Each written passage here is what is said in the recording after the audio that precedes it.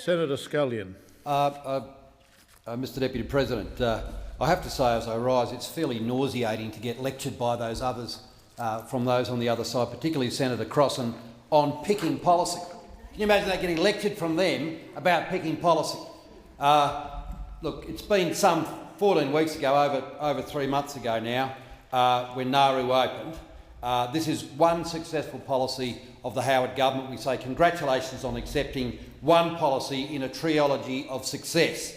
But remember, Mr Deputy President, to get a car to move forward, or anything to move forward, you actually need, let's say, 3 things to happen. The handbrake needs to be off, air in the tyres, petrol in the tank. If you fail on one of those 3 things, there is no movement.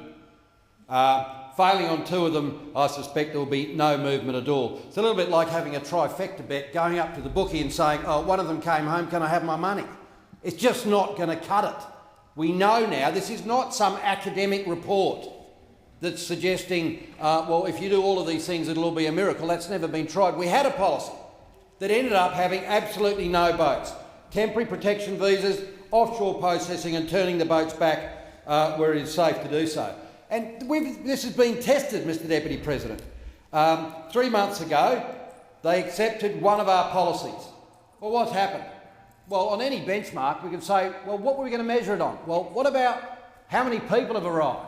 Well, since that date, the policy hasn't worked because we've had record numbers of people. We've had over 2,000 people a month.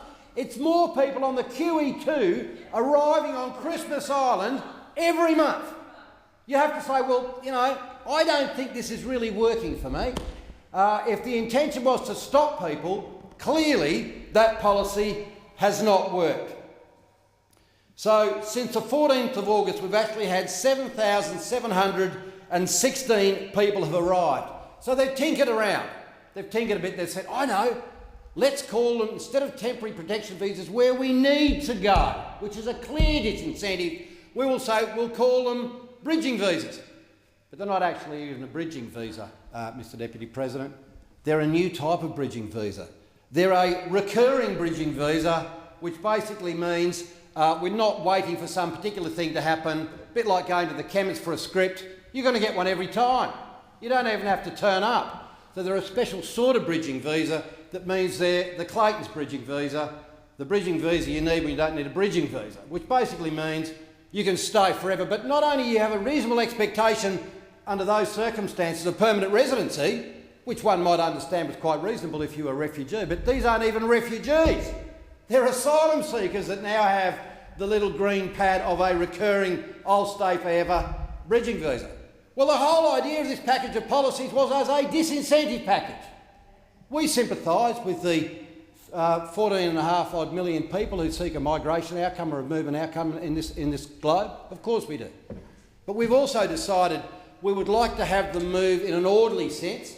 We have a list of people who are priorities that are set by the UNHCR, primarily from the Horn of Africa, who are in the most horrendous of circumstances. We don't want people to get on boats, so we must create and stick by a significant disincentive package. So how can it possibly be a disincentive when we muck about with this by saying, well, we don't want to offend people, we've got to keep the Greens happy, and there's a couple of people in this electorate we want to keep happy.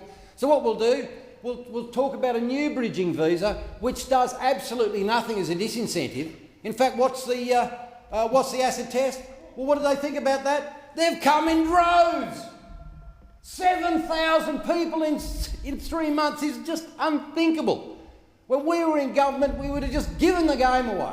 And it seems that that's exactly what this government has done. All they do is spend money on more accommodation, will borrow more money to set more people up, because we've got no chance of stopping them.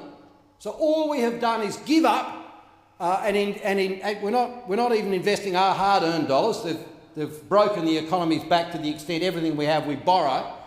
And so all their investment simply goes into dealing with their lack of grunt and their lack of capacity to make a disincentive package, to stick with that disincentive package, to ensure that people don't get on the vessels, to ensure that those people who are the most vulnerable and, according to the UNHCR, need to be provided assistance as soon as possible, and to ensure that the family reunification processes associated with that are given an absolute priority.